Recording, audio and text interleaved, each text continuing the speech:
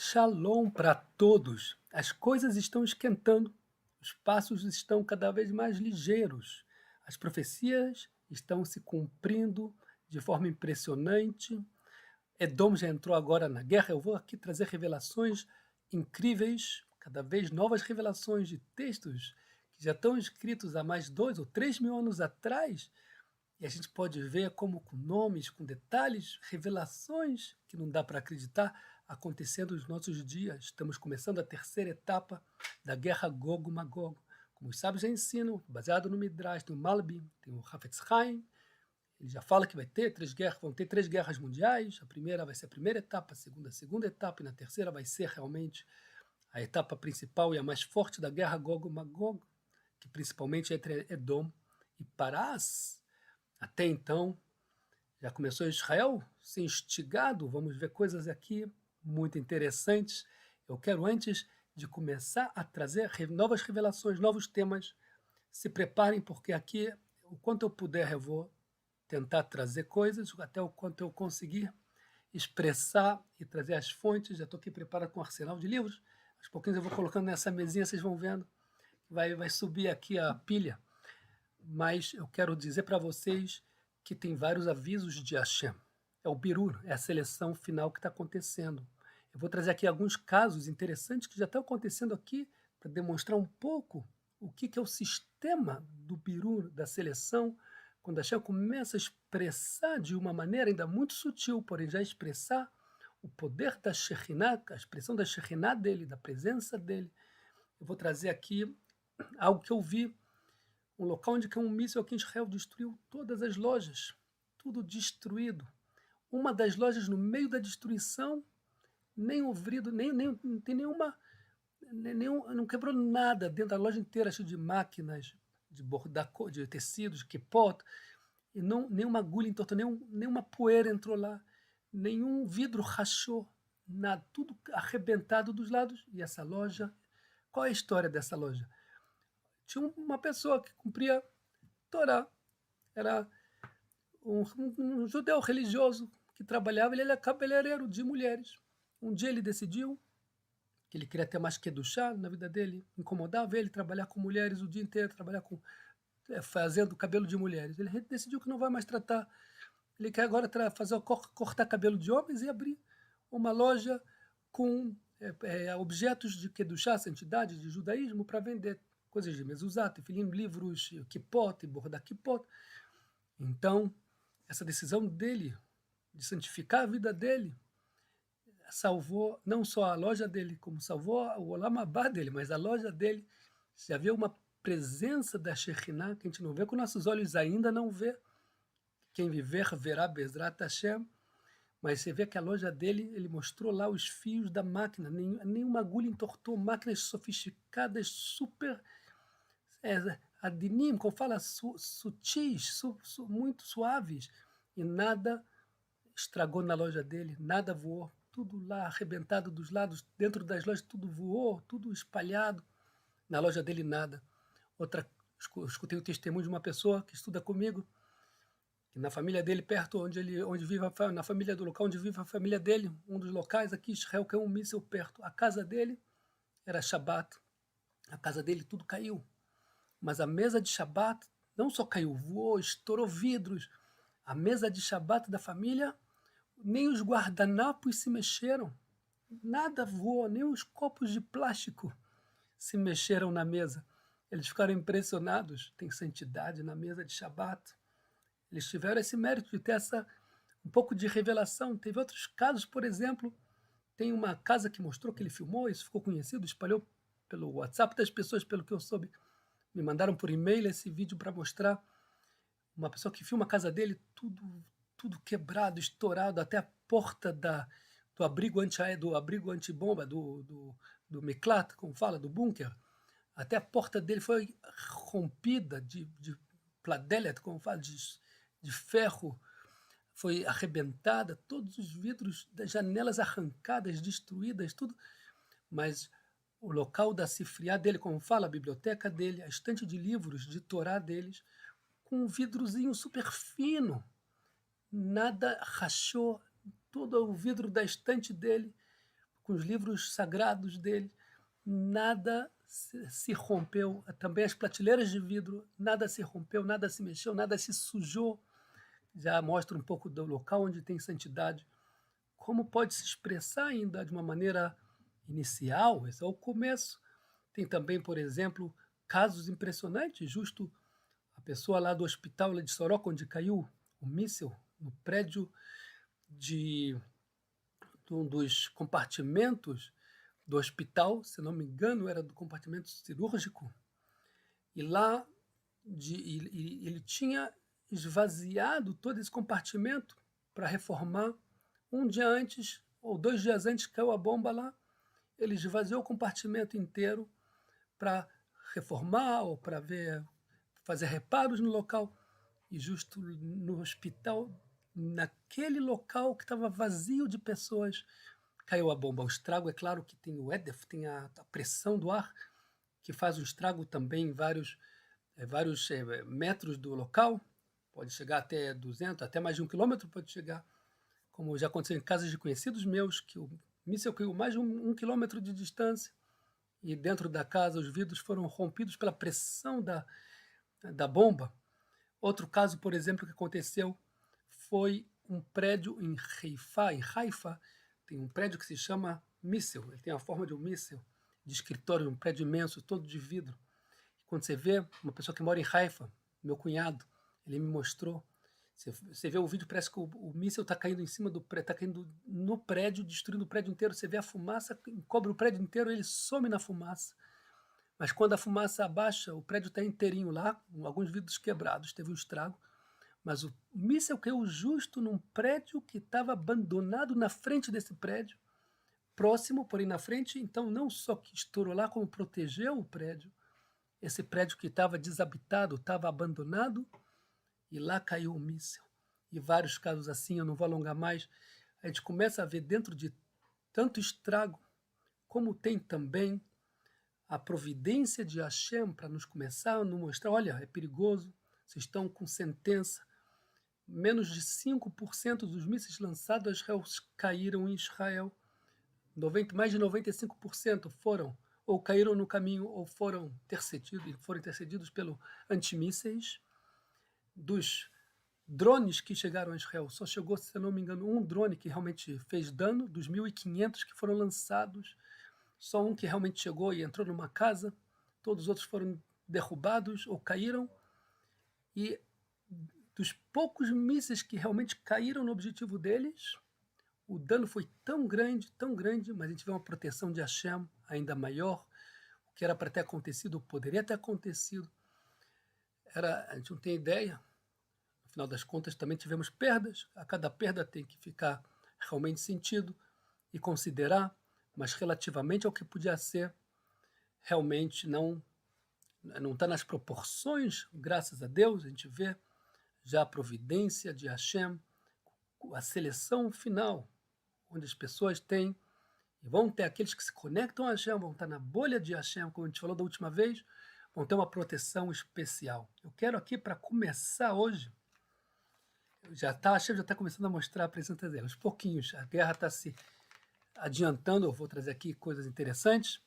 Vamos começar trazendo, antes de trazer, o nome da guerra foi decretado aqui pelo governo de Israel, se chama Am Kelavi Yakum. É um versículo que fala o povo que se vai levantar como leão.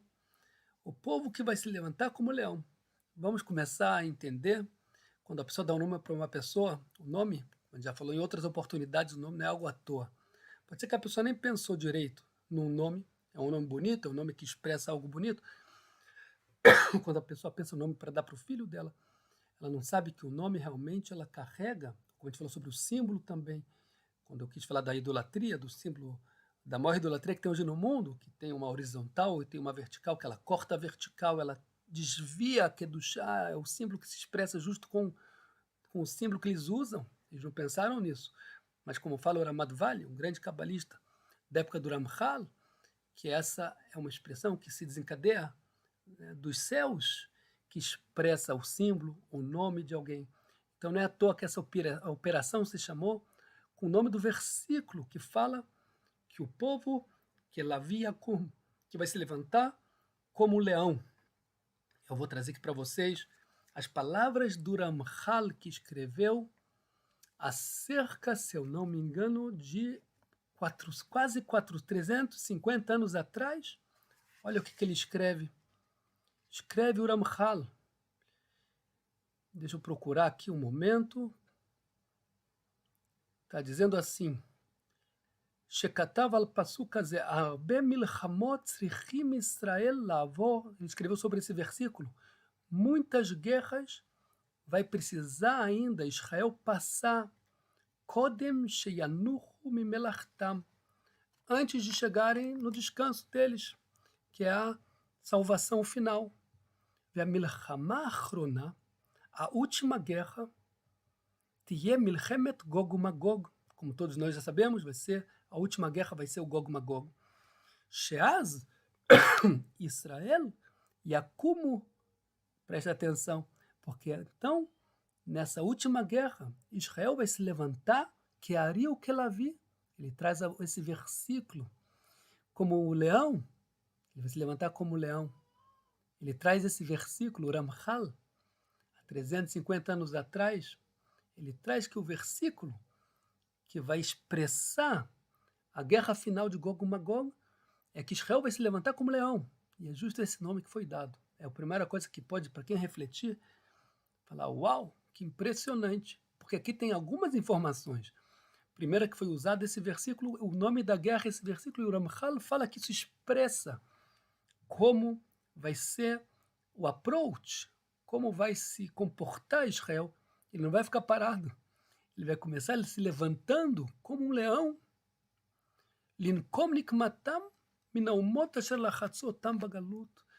Para começar a acertar as contas com povos que pressionaram eles.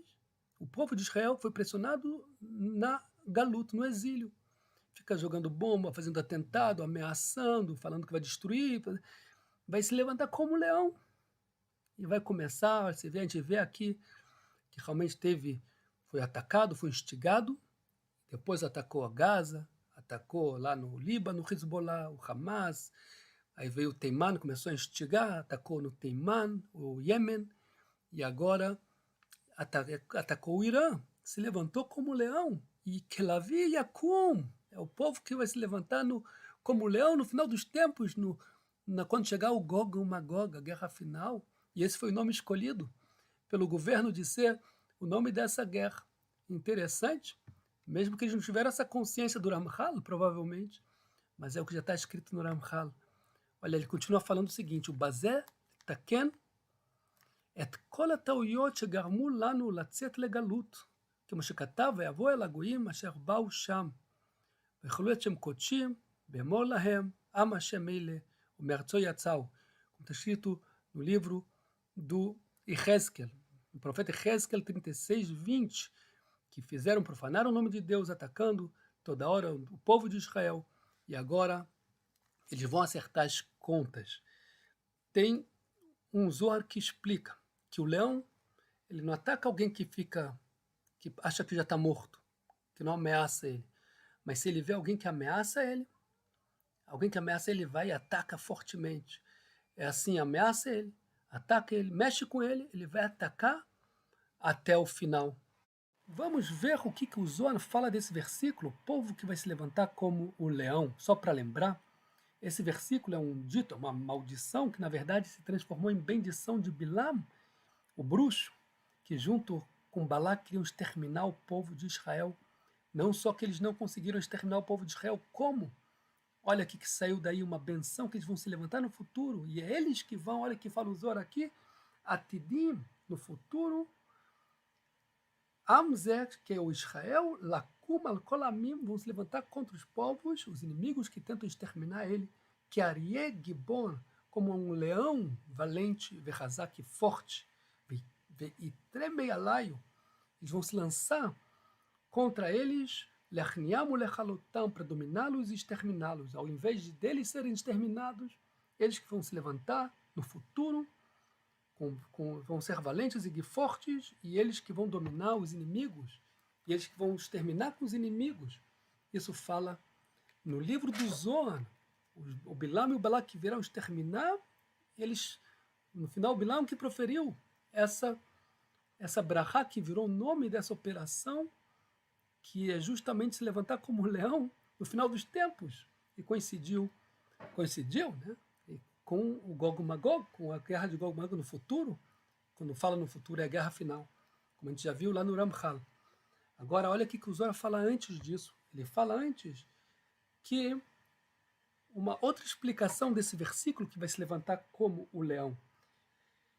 Man ama katakifa que Israel, quem é um povo forte e valente como Israel, que quando amanhece, assim que já amanhece o dia, o Kal mitgaber karil avodat konok, ele já vai lá para servir o Criador e vai com a reza, com tefilim, com talit, rezar para Hashem. E depois, mistad libeoraita, vão se ocupar com o estudo da Torá todo dia, o quanto puderem. E na noite, quando vão dormir, eles fazem Kriyat Shema. Ou seja, o Zohar explica esse versículo como o leão para Gebor Kari, Lassot Retzon Avich Shebashamayim, que ele faz a vontade de Hashem e cumpre com as mitzvot. A gente vê que não é contradição, porque um depende do outro. Quanto mais ele é um leão para servir a Hashem, então mais vai vir o sucesso, e mais vai se expressar o sucesso também no campo material, e vai até precisar menos esforço para ter mais niflaot, como a gente viu. A gente não viu, vai ver agora. Eu falei com uma pessoa que tem contato com pessoas que estão dentro do exército, lá dentro. Tem pessoas que estão realmente impostos, que têm posições, que falam que veem maravilhas. Eles estão vendo lá maravilhas acontecendo. Tem muitas coisas que, a nível de natureza, eles não sabiam se ia dar certo ou não, ou provavelmente não ia dar certo, e tinha até falhas ou lacunas que provavelmente ia ter muitos problemas e perigos, e no final, como tudo aconteceu de maneira maravilhosa, que tudo deu certo. Olha o que fala o Ora Chaim Akadosh sobre esse versículo, o povo que vai se levantar como um leão. Fala o Ora Chaim Akadosh, Ela Kelavia Kumva Yaseni Flaot. Vai estar falando no final dos tempos, vai ter maravilhas. Vai acontecer maravilhas. E no final ele continua explicando, além da força que Deus deu para eles, para fazer as maravilhas, muitas maravilhas, como a gente falou, maravilhas reveladas no começo desse encontro. A gente trouxe algumas, e tem algumas de outras dezenas e centenas. Fora isso, tem as que são ocultas, que ninguém sabe, que estava dentro do projeto, dentro das pessoas que estão lá dentro do exército, que estão vendo maravilhas, ao ponto que até no Congresso já falaram disso. Já falaram de Seata de Ismaia, foi a maior Seata que tem, a maior compartimento que tem, é o compartimento da ajuda divina que aconteceu. As pessoas que estão lá dentro estão reconhecendo e estão vendo. Cada vez mais a gente vê como se expressam, falando, se Deus quiser, com a ajuda de Deus, porque não tem outra. Tá? As coisas estão começando a ficar mais claro, mais clara. Achav, ele fala outra coisa, além dessa força que Deus está dando e ajudando, Od Yebenei Kolaumot, de Madrigal Gdolá, ainda vai ser olhado, por mais que a força vem de Hashem, os povos vão olhar com temor para o povo de Israel, pelos que eles estão vendo, o que está acontecendo com esse povo. Isso foi os ditos do Ora Chaim Akadosh. E Baruch Hashem, vamos seguir. Então, já viu aqui o nome dessa operação, o povo que vai se levantar como o leão. Como já foi dito no Ramchal, que esse é o versículo que expressa a etapa final do Gog Magog, final dos tempos. A gente viu também que no Zohar fala desse versículo para expressar no futuro, quando se levantar. E aqui tem uma outra, como a gente já falou, uma outra informação que vai se levantar, vai chegar um momento que ele que vai atacar, e é o que aconteceu nesse período, que começou a atacar os inimigos. Ele foi atacado, foi instigado como um leão, que ele, quando é ameaçado, ele ataca até o final. E assim, por isso também é chamado como uma das comparações com Arié. A gente viu também no Zohar, que isso também está sendo dito lá no final dos tempos, e também que vai junto com o mérito, e na verdade depende do mérito de como se expressa o leão no campo espiritual, se ele vai e preza para fazer a vontade de Hashem, quanto mais maravilhas, quanto menos perdas. E todas as advertências que a gente viu, como eu falei no começo, do Birur, que está começando a seleção, que tem danos, muitos danos, prédios destruídos, mas realmente a gente vê que relativamente as vidas estão sendo protegidas de maneira muito especial para dar para a gente a chance de acordar e se conectar realmente com Hashem, com tudo isso. Vamos seguir, que a gente tem muito o que trazer aqui hoje. Eu vou trazer agora algo que muitos provavelmente já escutaram, se propagou, mas eu vou acrescentar aqui alguns dados que provavelmente mesmo aqueles que escutaram isso não escutaram, e são coisas incríveis. Justo na paraxá que começou o ataque ao Irã, foi na paraxá da semana que a gente leu um versículo que fala Vekitavo balotcha bamidbar 10:9, Vekitavo milchama be'artzeichem, quando vier a guerra na terra de vocês, alçar atzorem, sobre o opressor, etchem, que oprime vocês. Fala o Balaturi, me explica aqui. Tavou milchama, a numerologia de Tavou milchama, que está escrito no quando vier a guerra, é Milchemet Gog, é a guerra de Gog. Aqui tem uma alusão da guerra do final dos tempos, de Gog, justo quando começou aqui essa etapa, que entra aqui já o ataque ao reino que é chamado de Persa. Vamos já entender também esse tema. E ele fala, depois continua falando Balaturi. Tavot Yot Avot. Tavot tem as letras de Avot, dos nossos antepassados, são os patriarcas e matriarcas. Shizhut Avot, que pelo mérito dos patriarcas e matriarcas, Omed Bamilchama, vocês vão ter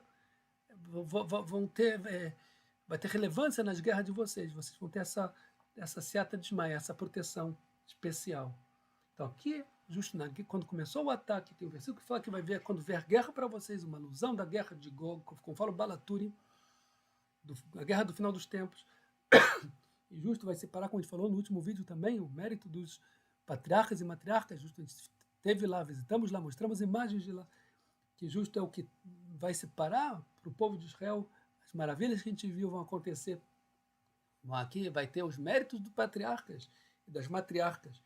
Por incrível que pareça, justo no dia que entrou os Estados Unidos para fazer o finish, para atacar as usinas nucleares, e assim seria a queda de Parás, a queda do Irã, justo na Daf Yomi, na folha que se estuda no mundo inteiro da Guemará.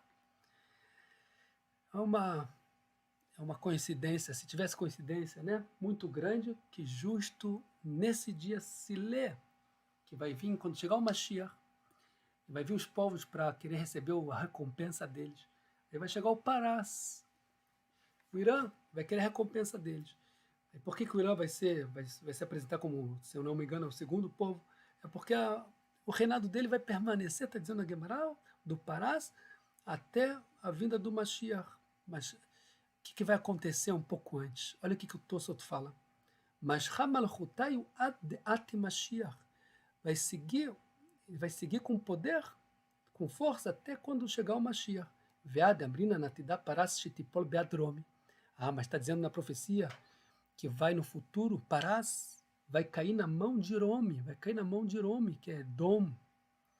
Aqui tem só um parênteses, que quem começou o ataque, como eu falei, as coisas estão esquentando, quem começou o ataque foi Israel, mas Israel, de fato, também tem o apoio dos Estados Unidos, tem armas dos Estados Unidos, tem apoio, tem o ok dele, sem o ok as armas dele.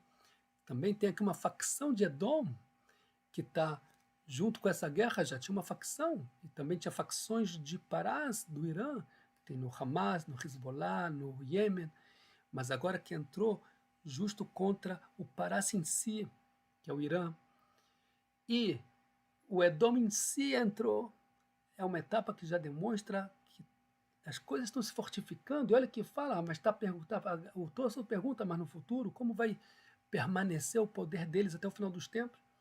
Vai estar dizendo que vai cair na mão de Irome, de Edom, Samur lebeata Mashiach, está dizendo então, veade, abrindo, te dá, parece, Shetipol beatrome, isso que está dizendo que vai cair no final dos tempos, vai cair, parás, nas mãos de Irome, aí no Samur lebeata Mashiach, quando estiver próximo da vinda do Messias. Que de Ambrina, como está dizendo Sanedrina, te dá malchut Rome, Shetipshot al kol haolam tishah chodashim.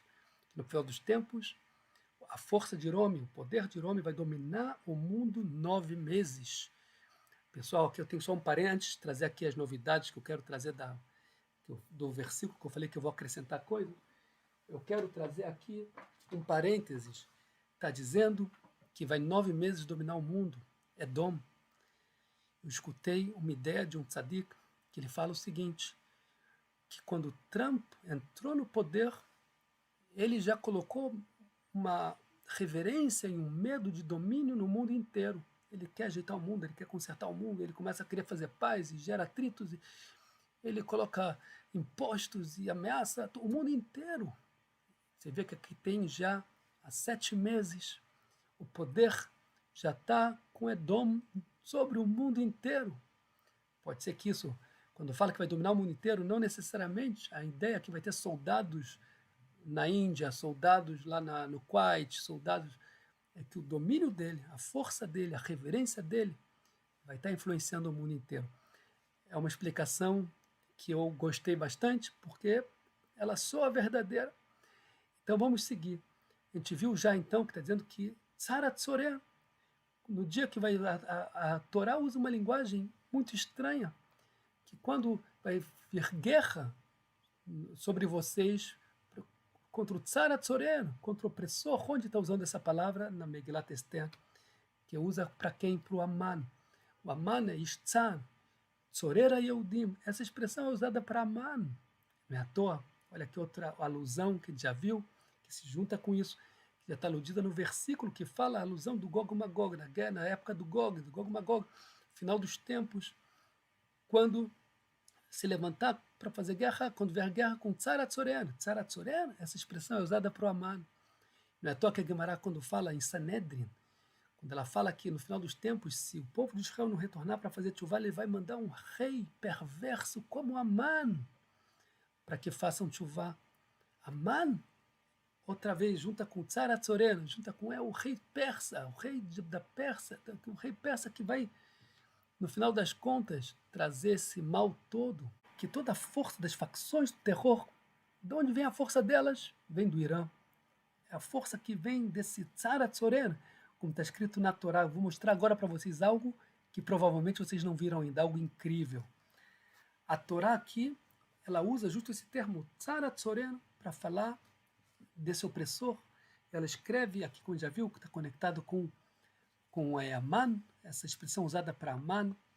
E justo a Torá escreve sem o Vav. A gente vai ver que aqui tem uma alusão de quando essa guerra vai começar. Só para mostrar para vocês aqui, olha, o versículo, a Tzoreh, aqui no versículo a Tzoreh está escrito sem o Vav. Tzar a Tzoreh, sem o Vav. Então eu fiz aqui as contas. Na verdade eu escutei de uma pessoa isso, mas eu fiz para conferir as contas. Tzarat Tzoreh em hebraico, para vocês saberem, escreve o ano que está, o milênio que está. Por exemplo, está no ano 5000, escreve rei como 5.000, depois escreve o ano 785, que é o ano que a gente está, por exemplo, Tafshin Pei Rei. Rei Tafshin Pei Rei é 5.785. A Tzarat Tzoreh, por incrível que pareça, vocês podem conferir aqui a conta, olha, estou botando aos pouquinhos para vocês verem, cada letra, o valor numérico dela eu escrevi aqui, juntos sai o valor 5.785, que é Rei Tafshin Pei Rei, é exatamente o ano que a gente está, o ano que começou essa guerra que está aludida já no Balaturim, que se refere à guerra do final dos tempos, que a gente está vivendo agora. Mas a gente não terminou ainda não. Tem aqui outra coisa que eu escutei, que eu fui conferir e que é impressionante. É impressionante. Está escrito na Megilat Esther, justo quando Esther pediu, teve os banquetes, mataram Aman. Quando saiu a ordem de mandar as igrot são as mensagens que o povo de Israel pode se defender quando for atacado pelos inimigos. Assim eles atacaram os inimigos e mataram os Amalequim, que queriam exterminar o povo de Israel, os Amaniquim, os seguidores de Aman, que ainda sobraram, queriam exterminar o povo de Israel. Israel se levantou contra eles e matou a eles. Que dia foi que aconteceu a, a ordem de... A gente sabe que em Purim depois aconteceu na prática toda essa guerra, descansaram da guerra, etc., quando a gente cumpre os dias de Purim. Mas quando foi lançada a ordem do povo, das mensagens para o povo de Israel poder se defender, para poder atacar os inimigos que atacarem a ele, quando foi? Por incrível que pareça, a ordem, eu pesquisei e eu procurei nas notícias por causa disso, eu fui procurar nas notícias, nessa quinta-feira, a gente está hoje, na gravação desse vídeo é domingo à noite aqui em Israel, aí no Brasil é domingo à tarde, não sei quando eu vou botar no ar isso, que é um vídeo ainda que tem muito o que falar, vamos ver o que eu vou conseguir. Mas o dia que teve no Pentágono, nos Estados Unidos, a reunião do governo, que decidiram atacar, que já devia estar isso em planos, mas quando foi dada realmente a ordem do ataque, foi na quinta-feira, no dia 23 de Sivan, quando eles se reuniram de maneira, está escrito nas notícias que eu escutei para conferir, está dizendo que eles se marcaram às 6 da tarde da quinta-feira, dia 23 de Sivan, com urgência, uma reunião do Pentágono para decidir finalmente qual vai ser o veredito em relação à participação dos Estados Unidos com a guerra de Israel com o Irã. Aí lá provavelmente foi a última reunião que decidiram, fizeram toda a estratégia deles e que já foi no sábado da noite para o domingo, já teve o ataque. Olha o que está dizendo aqui na Megilat Esther. Vaikra Sifrei HaMelech Ba'etai. Do nada, vai falar o dia que foi isso. Quando chamaram os Sifrei HaMelech, os escrivãos do rei, nesse momento, Bachodesh Atshlishi, o Chodesh Sivan, para quem não acreditar, no terceiro mês, que é o mês de Sivan, Beshlosha Vesrim Bo, no dia 23 de Sivan, podem ver aqui, no dia 23 de Sivan, foi a ordem para enviar as mensagens que o povo de Israel pode atacar quem atacar ele, pode atacar eles quem atacar ele. Eu escutei de nome de Tzadikim, que esse dia, no dia 23, vão ser tomadas decisões, isso muito antes já, mais de um mês atrás eu escutei isso, de Tzadikim, que se preparem que no dia 23 de Sivan vão ser tomadas decisões em prol de Israel para poder atacar e aniquilar com o inimigo. Agora outra coisa, outro detalhe, que não é detalhe, que é impressionante, como a gente viu aqui, que no futuro, antes da revelação do Mashiach, Parás vai cair na mão de Edom. Como a gente viu aqui no Tosfot, na Gemara, da Daf Yomi. Está dizendo vai cair. As pessoas perguntavam no começo, eu escutei pessoas perguntando, mas quando Israel atacou o Irã, não é o Edom. A gente já falou, pode ser que a gente não falou, que Israel, mesmo atacando o Edom, as coisas estão esquentando, eu falei, acho que eu já falei isso. É com a permissão dos Estados Unidos, com armas dos Estados Unidos. Então já tem aqui uma participação de Edom. Também a guerra com Hezbollah, com Hamas, tudo são facções do Irã. Então já tem o Parás aqui, mas de maneira tão direta que entrou os Estados Unidos, e por isso está dizendo que vai cair na mão de Edom, mas começou a guerra, Israel começou a guerra com eles, mas não está falando que vai lutar contra eles, o Edom vai derrubar. A caída final vai ser de Edom, e foi exatamente o que aconteceu. A guerra limpou o terreno, protegeu toda a parte aérea, mas quem deu o golpe final, quem tinha as condições e deu o golpe final para derrubar até o final das usinas nucleares, que isso é o coração do Irã, tudo que ele, anos e anos, dezenas de anos investindo nisso, foi o Edom, foi os Estados Unidos. Esse é outro ponto que é um detalhe, mas na verdade é um detalhe que é incrível, como as coisas são minuciosas. Outra revelação que eu vi no livro do Teilim, dos Salmos, que eu escutei na verdade, eu vou trazer para vocês o versículo muito interessante que fala Mayakan Hasdecha.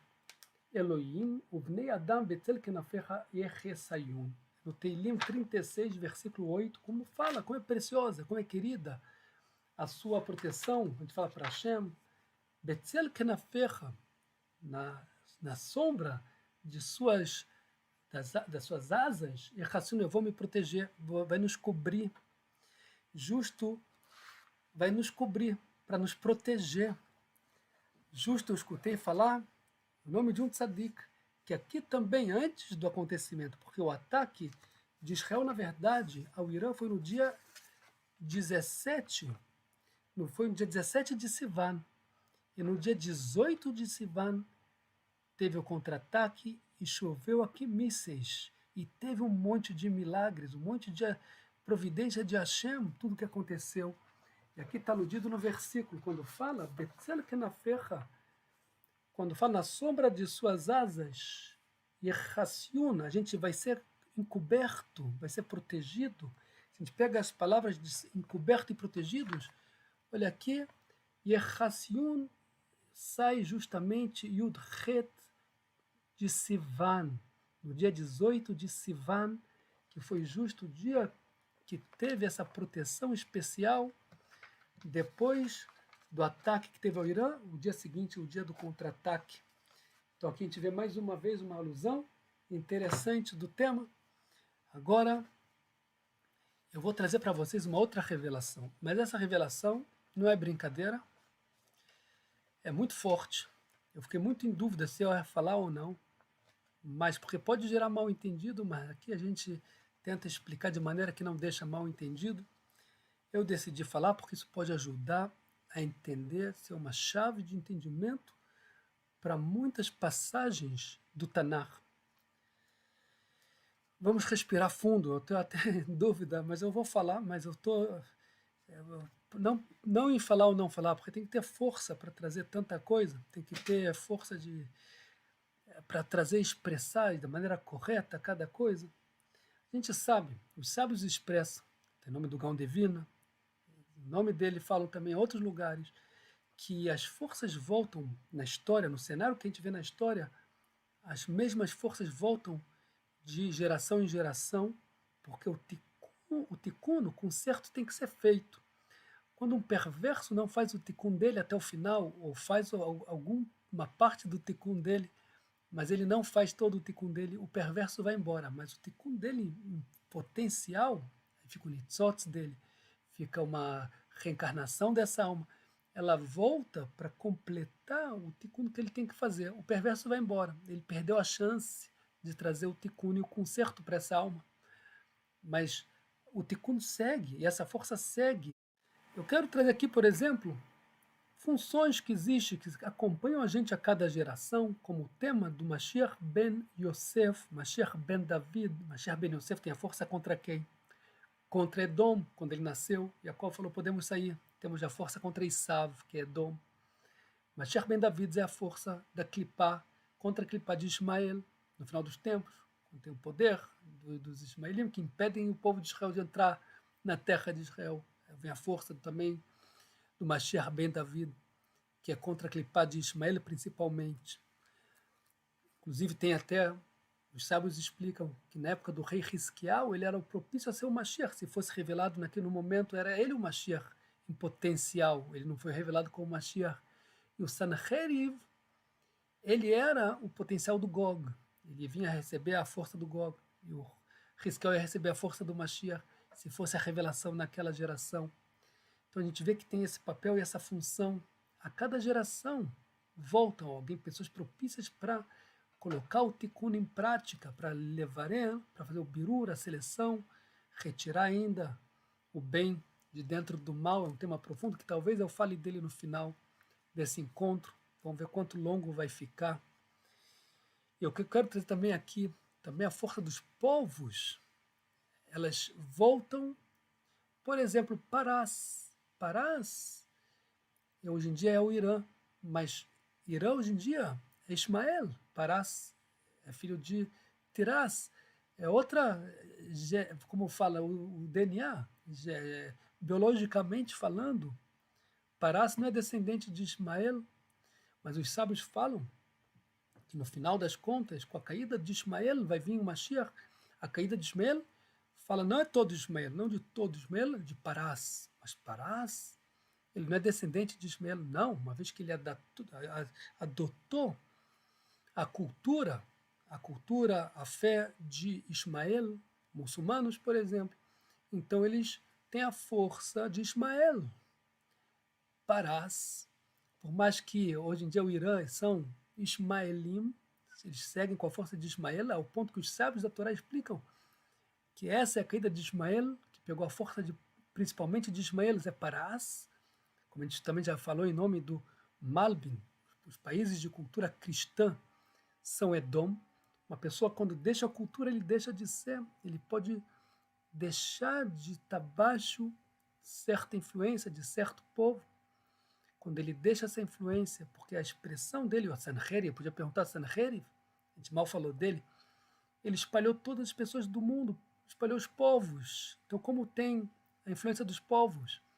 A resposta é que a cultura segue, e a cultura e a fé segue com a pessoa onde ela se enquadra, onde ela adota para ele essa cultura, essa fé. Ele passa a receber a influência desse povo. É uma chave de entendimento. Eu estou falando isso como introdução, porque eu quero trazer aqui a revelação que eu falei, em nome de um grande tzadik, Rav Dov Kuk, eu escutei o nome dele, que o Trump, pessoal, se segura, de quem ele é a reencarnação. Assim eu escutei, que ele é a reencarnação. Eu ia falar outra coisa, não é à toa que ele está aliado a Israel, ele está ajudando, não é à toa isso, tem aqui base de outras reencarnações. Ele falou isso antes já, falou já um bom tempo atrás, eu escutei, guardei isso, estou esperando a oportunidade de falar, e agora é o momento.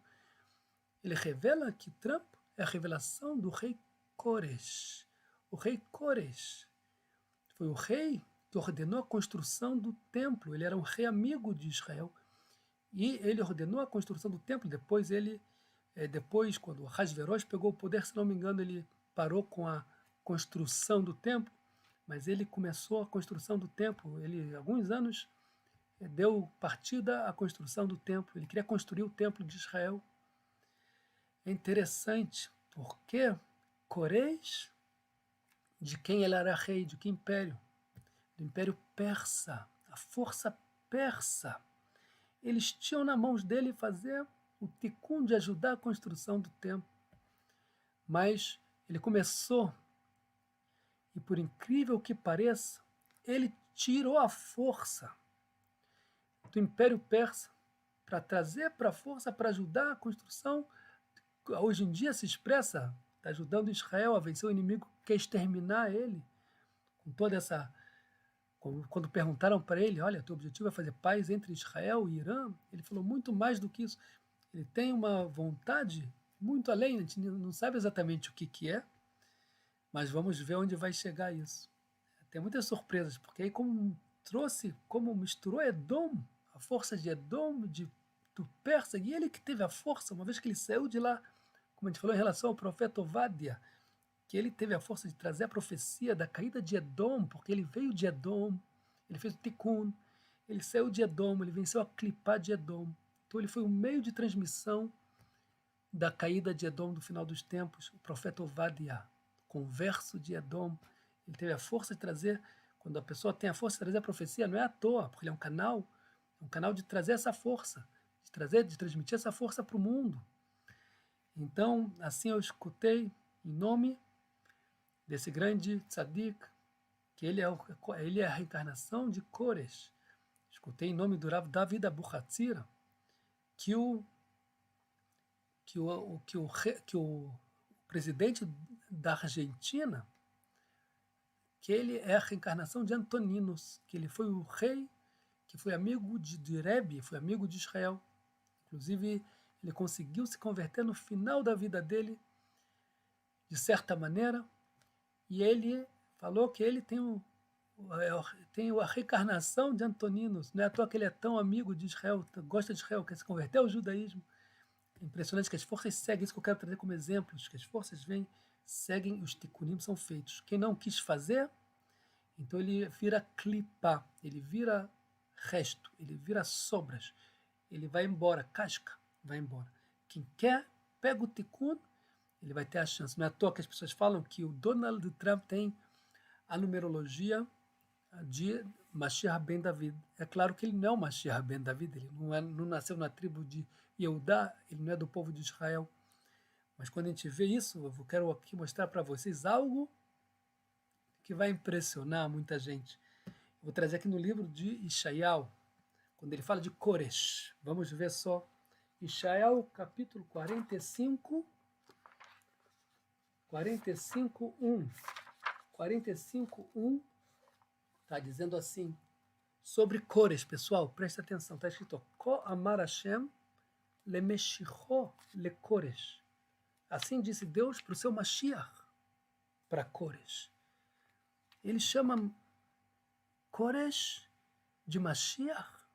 Como pode ser? O que fala aqui? Urash. Kol Shem Gdulá Kruyá Mashiach, Meshichá. Não é Mashiach aqui de Messias, que é o descendente de Davi, que vai trazer a salvação para o povo de Israel. Não é. A palavra Meshiach é a pessoa que é untado, que recebe uma função. Ele é chamado como um adjetivo de pessoas que têm uma função importante.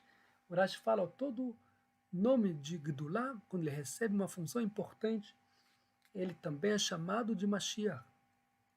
Não é o Mashiach que a gente fala, que vai vir, vai trazer a salvação, outra vez. E tem outros comentários que falam isso também.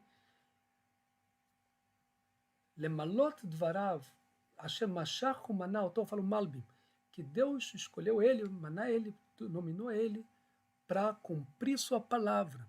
Ele foi o utensílio, ele foi o meio de trazer para o povo de Israel a construção do templo. Assim Deus decidiu que, de acordo com os méritos que o povo de Israel tinha que vir o templo através de um rei persa naquele momento, e assim foi que ele foi e teve essa vontade e lutou por isso de trazer a construção do templo.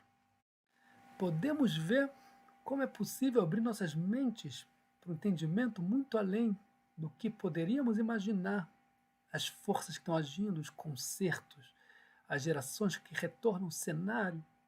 Imagina só, pessoas chegam contra as doutrinas, contra as religiões, contra as idolatrias e tentam encaixar e trazer dentro dos versículos provas para idolatrias dele totalmente fora do contexto, totalmente fora do entendimento, através de deturpações e mudanças de entendimento e de traduções falsas e erradas e não exatas que limitam o entendimento. Olha que impressionante! Só essa visão que recebemos aqui, como podemos olhar para tudo de uma maneira muito mais profunda e verdadeira. Eu quero trazer aqui uma passagem do Daniel. Eu não sei quem vai ter força de escutar todo esse nosso encontro, mas quem tiver, pode ver aos pouquinhos também. Está escrito no livro de Daniel 11:40. No momento está escrito Bismanaketz Ayamim. Eu vou trazer já a tradução direto porque o tempo está começando a ficar muito longo. Está dizendo o seguinte, Daniel capítulo 11, versículo 40. Então, no fim dos tempos quer dizer tempos que a gente está começando agora, já está se adiantando. Está dizendo, o rei do sul, com ele se chocará. O rei do sul é o rei dos Ismaelim, assim ele é chamado, o rei dos Ismaelim. Ele vai lutar contra ele. Quem contra ele? Contra Rome, contra Roma, Edom. Como a gente viu que tem forças. Edom tem facções. Tem várias facções edomitas. Por exemplo, a gente vê que tem a facção de Amalek, que foi revelado na Alemanha durante a guerra. Tem facção de misturou, tem outra, tem parcial, se mistura em outros lugares também. Tem a facção de Parás, que pegou a força de Ismael também, que é Botas. Tem a força da Rússia, que é Edom, mas ela entrou baixo, como Gaon de Vilna já explica, há cerca de 300 anos atrás, que entrou baixo a Clipá de Parás também. Ele pegou a força de Parás, e por isso ele também é urso. E também a urso é a força do Parás, ele também virou a expressão do urso, e também o Parás é o urso. O Gaon explica, não vou entrar aqui em detalhes, tem o urso marrom, tem o urso branco, a Rússia é o urso branco, e o Parás, o Irã, é o urso marrom, cada um com a sua influência, cada cor representa uma influência, mas eles dividem a força de Parás. Quero dizer que também tem sábios, dentre nome do Ramadvali, grandes sábios cabalistas, que falam que a força de Gog, principalmente, está com a Rússia. Por isso, o Gaon Devina, já fala em nome do Gaon Devina, que a Rússia vai ter poder antes da revelação, ele vai ser uma potência, como não era no passado.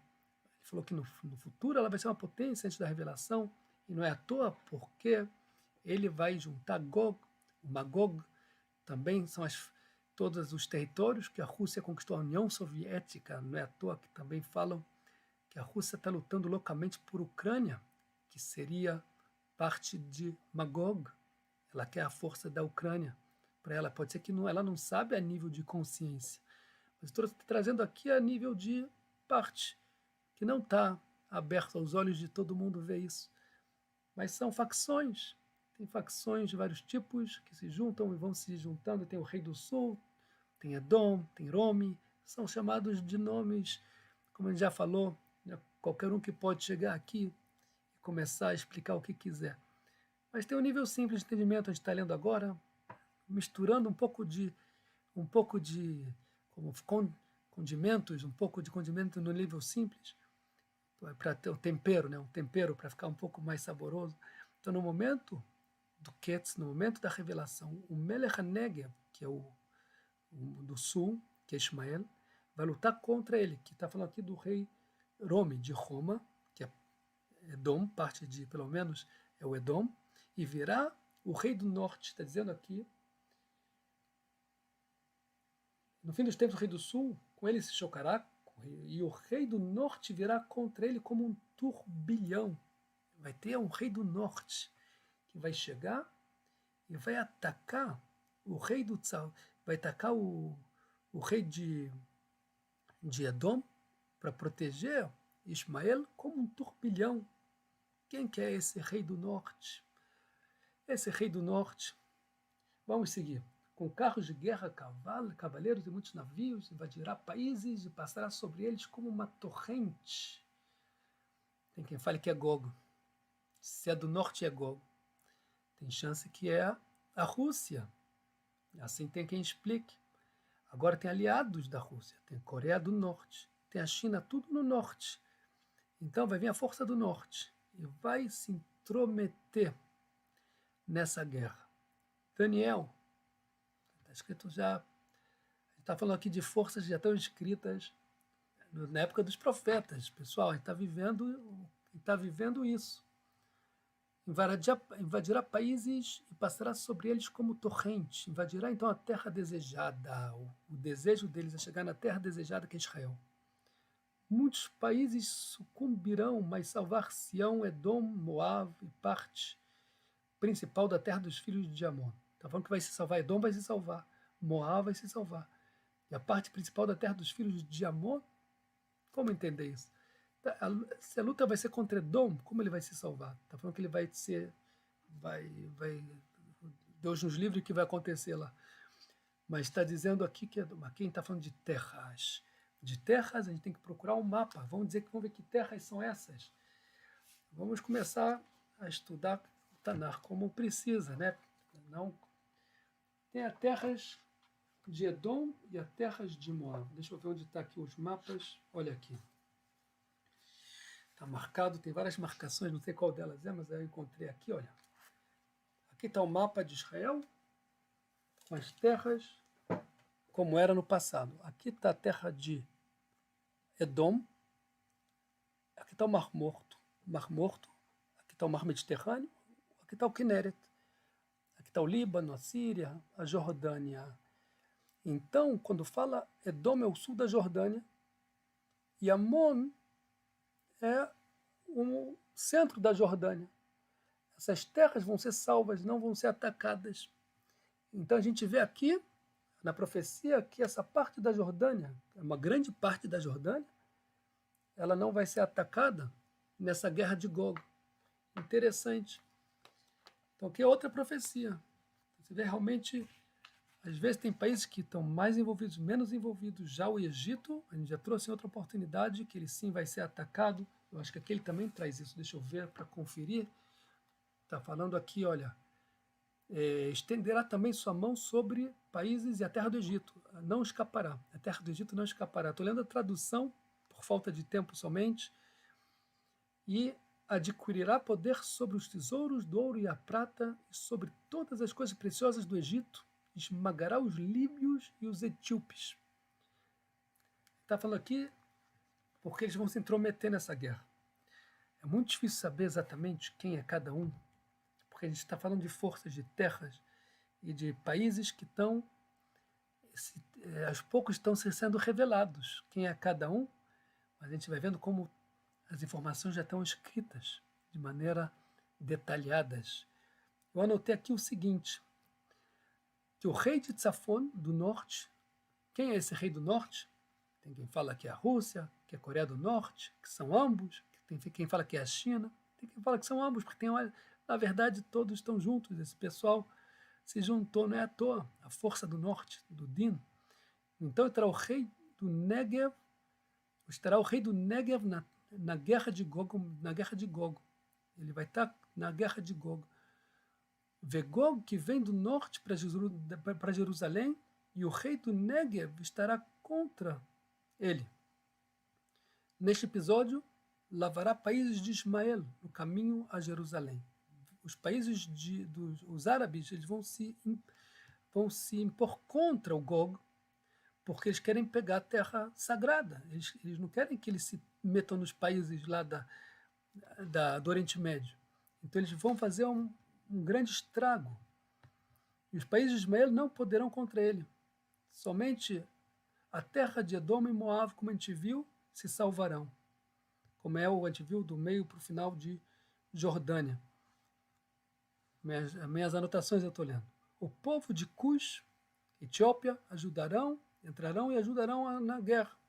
E virão todos os povos aliados de Ismael para atacar a Gog. Então ele vai acender a ira dele para atacar e aniquilar todos esses povos. Ele vai começar a atacar todos esses povos que vão se parar contra eles. É uma guerra entre os povos, Gog e Magog. Israel está no meio. O quanto ele vai sofrer depende dos méritos das ações. Então, farão lá uma marava, eles vão fazer uma trampa para pegar o Gog. E lá cairão multidões do Gog.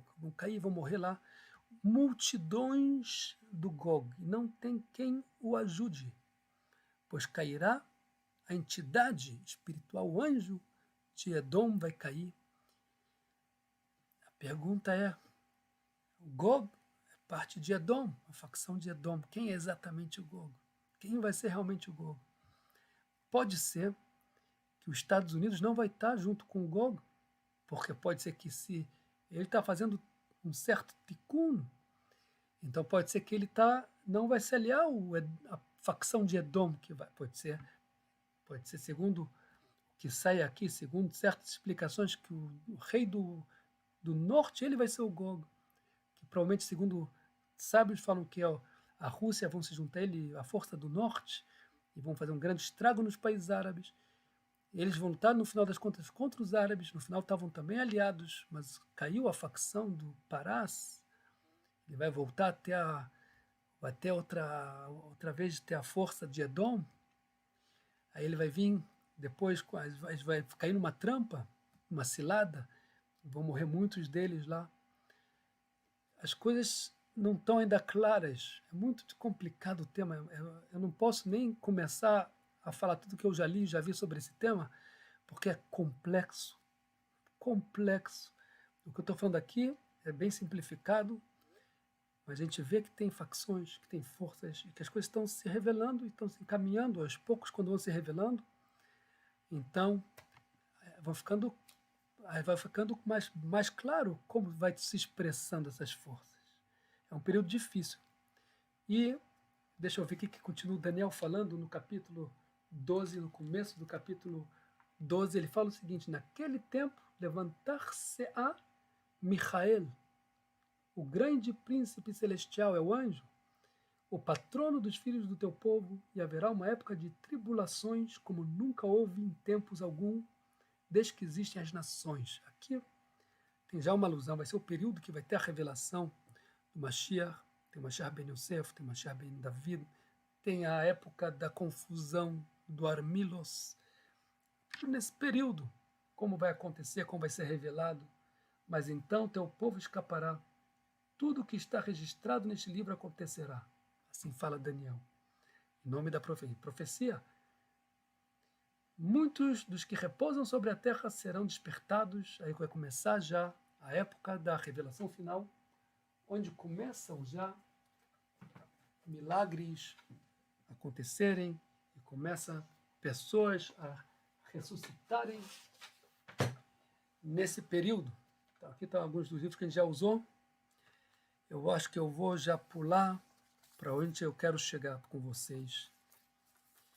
Antes disso, escutem o que fala o Midrash Rabbah 42. Todo mundo escuta, mas eu estou trazendo a fonte. Midrash Rabbah 42. Im Raita, se você vê, Malchuyot Mitgarot Zubazu, que os reinados estão começando a ameaçar o outro, começam a fazer atritos um com os outros. Tzapele Reglosh El Mashiach. Comece a esperar pela aparição do Mashiach. Está escrito no Tratado de Megillah, Yud Zain 17b, Milchamanami Itchalto de Geula. As guerras também é o início da Geula. Outras coisas que eu não vou entrar aqui, que também se propagaram, já falaram, não porque eu não quero, porque já não tenho força, e eu acho que já está demasiado. Tem todos os períodos que a gente está vivendo, segundo Gondivina, Rabbeinu Lupian revelou, os períodos da criação, a gente está justamente na transição do período das guerras para o período da paz. Eu não vou entrar aqui em detalhes, eu acho que eu já falei sobre isso em outra oportunidade. Aqui a gente vê também a diferença entre o ataque, qual é a diferença do ataque do Irã que teve na noite de Rosh Hashanah, do ataque que teve na véspera de Pesach do ano passado, quando os jornalistas falavam naquela época, uai, que estavam cheios de medo, perigoso, vai ser uma grande desgraça para Israel. E ninguém morreu. O único que morreu foi uma parte do míssil que caiu na cabeça de um cidadão de Gaza que estava aqui ilegalmente, que entrou de Gaza ilegalmente, caiu na cabeça dele, ele morreu. É a única morte que teve. Qual a diferença daqueles ataques para esse que está tendo tantos danos e até mortes? Tantos danos e até mortes.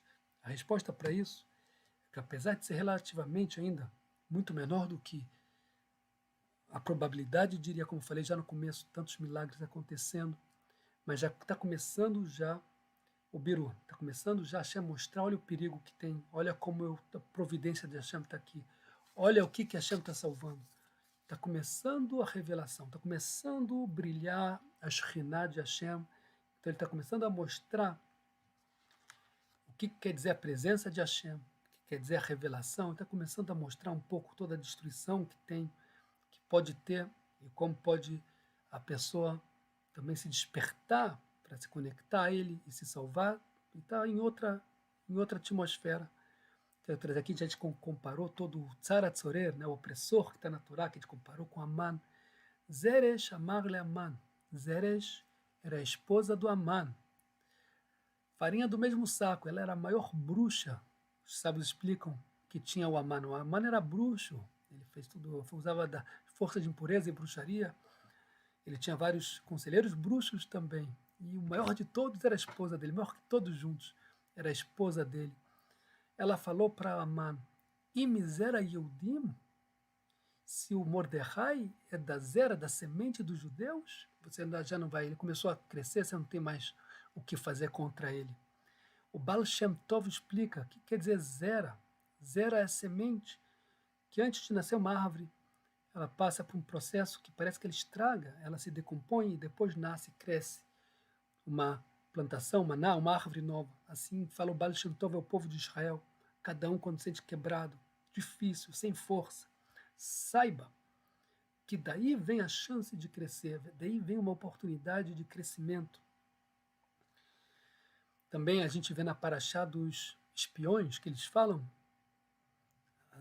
dois, né, Caleb e Yoshua falaram bem de Israel, a terra tová meod meod, muito, muito boa. Tová meod meod. Por que falam meod meod? Tem uma das explicações que eu escutei, que como está escrito na ética dos pais, meod meod avishfal ruach. Você tem que ser muito, muito, uma pessoa muito, muito humilde. Por quê? Quando chegar lá em cima, no julgamento, a pessoa vai falar, olha, vou mostrar as transgressões dela. Ela vai ficar assustada. Olha o que você fez, as transgressões que você fez. A pessoa vai falar, o que eu era? Eu era só um ser humano, um simples mortal. Eu era como a terra do chão. Aí vão falar para ele, vamos ver se realmente você se comportou assim. Vamos ver se você era orgulhoso, se você falava com as pessoas de maneira com humildade. Aí lá ele vai desejar tanto que ele fosse humilde, que ele fosse muito, muito humilde. Então, aí ele vai querer, aí tem que desejar isso. Que se ele for humilde, humilde, vai chegar lá em cima e vai falar, mas o que eu era? Eu era um pedaço de terra, eu era um pedaço de ser mortal. Se realmente for constatado que ele era isso, aí ele vai ser perdoado bastante do que ele fez, porque realmente ele era um simples mortal, ele se comportava dessa maneira, com humildade. Mas se ele falar isso da boca para fora, mas na verdade ele se impõe, ele quer que alguém faz contra ele alguma coisa, ele fica nervoso, e ele quer devolver, ele quer se vingar. Vão falar para ele, olha, você não era um simples mortal, não, você se considerava importante, então você vai ser julgado até o final. Então vamos ver se em vida, se realmente a pessoa se comportou assim, ou se ela se considerava importante. Se caso ela se colocou como Rimavetoleá, como pó da terra, como fala que vai ser no futuro, a pessoa vai voltar para ser pó da terra, se ela realmente ela se comportou dessa maneira, como tem outros lugares da ética do Pais alusão a isso. Então, realmente, ela vai se salvar de muitas sentenças difíceis.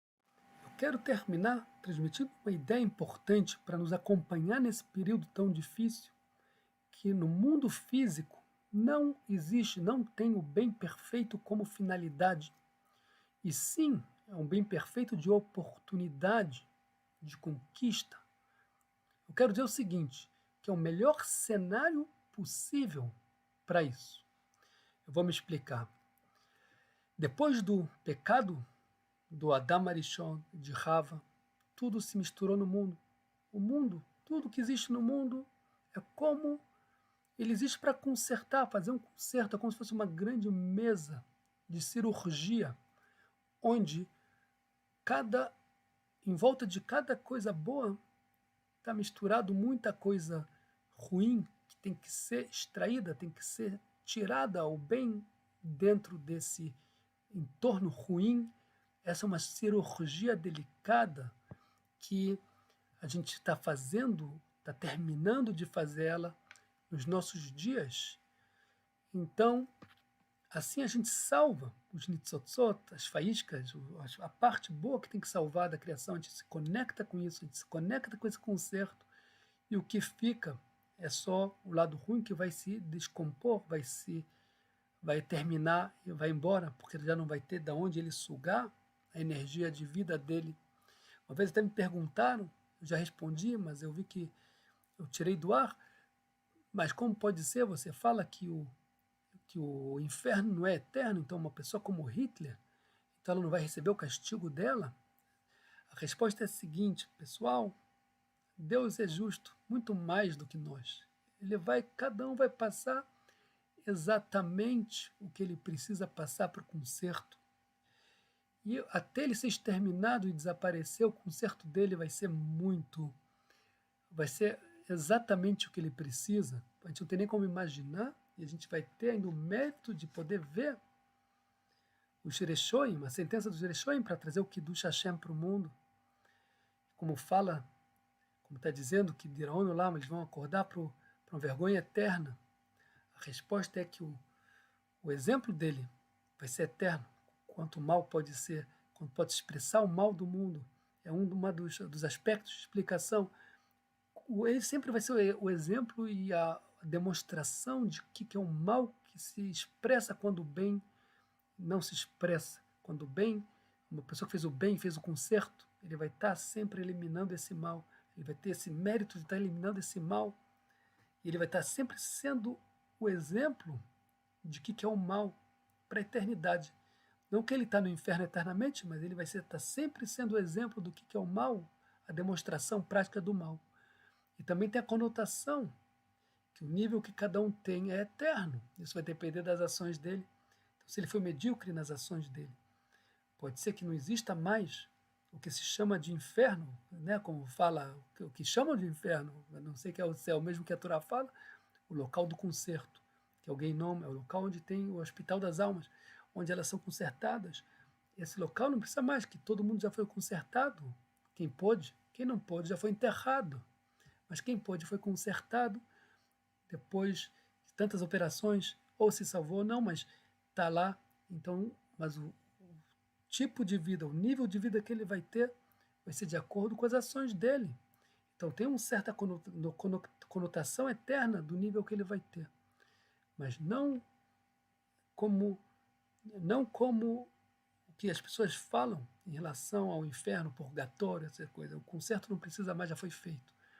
Sim, vai ser agora o momento de receber a recompensa, cada um no seu nível. Se ele tem nível baixo, vai receber uma recompensa de acordo com o nível dele. Se tem nível alto, do nível dele. E se ele não tem nada para receber a recompensa, então ele simplesmente vai virar um exemplo de como o mal se expressou no mundo, quando ele se expressava o mal no mundo, como o que uma pessoa boa que faz uma mitzvah, o que ela está impedindo para a eternidade de que se expresse no mundo.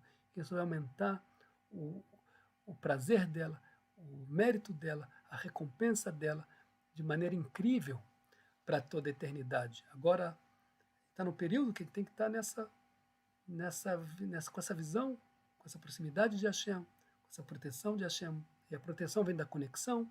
Essa conexão é fazer a vontade dele, como está na Torá, e deixar qualquer tipo de ideologia, cultura, idolatria alheia. O medo de perder a conexão com Hashem tem que ser muito maior que o medo de qualquer suspeita ou qualquer coisa que escutem, de pessoas que tentam ameaçar, quando a pessoa não tem razão, ela vai para agressão, vai para ameaças. Então, quem está com Hashem, Betzel Knafecha Yachaseiu, você vai estar abaixo das asas da Shekhinah, você não precisa mais de nada e de ninguém. Tudo de bom, pessoal, que passamos por essa etapa final da melhor maneira possível.